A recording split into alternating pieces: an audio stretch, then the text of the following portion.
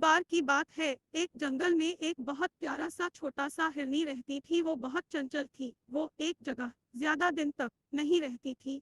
दूसरों हिरणों की तरह उसको झुंड में रहना बिल्कुल भी पसंद नहीं था। इसी कारण वो सारा दिन इधर उधर घूमती रहती थी।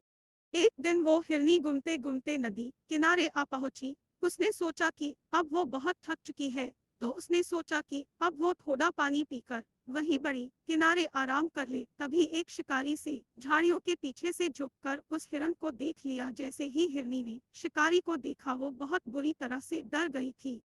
शिकारी को देखकर हिरनी वहां से भागना शुरू कर दी। कुछ दूर जाने के बाद हिरनी को एक मकई का पेड़ दिखा। उसने सोचा कि इसके पहले शिकारी आकर मेरा शिकार कर ले, तो उससे पहले ही मुझे इस खेत में जाकर झुक जाना चाहिए और शिकारी मुझे देख नहीं पाएगा और मैं बच जाऊंगी।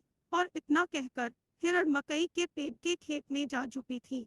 मकई का पेड़ काफी घना था, जिसके कारण हिरनी वह आराम से जाकर छुपी हुई थी। शिकारी ने उसे बहुत खोजा, पर वो नहीं मिली। बहुत देर तक खोजने के बाद हिरानी नहीं मिली, तो वो शिकारी बहुत थक चुका था। हिरानी ने सोचा कि अब वो बच जाएगी और उसने सींच की अब तक तो शिकारी भी चला गया होगा। हिरानी बड़े आराम से मकई के पत्तों को खाने लगी। खेत में से आवाज सुनकर शिकारी समझ गया कि हिरनी इसी खेत में छुपी हुई है। शिकारी बिना वक्त गवाए हिरनी की तरफ अपना बार चला दिया और वो बार सीधा जाकर हिरनी को लगा। हिरनी ने सोचा कि जिसने मुझे शिकारी से छिपने के लिए जगह दी, जिसने मुझे सहारा दिया, उसी को मैं खाने लगी। हिरनी ने कहा, मैंने बहुत मूर्खता का काम किया है। इतना सोचते ही हिरनी तुरंत मर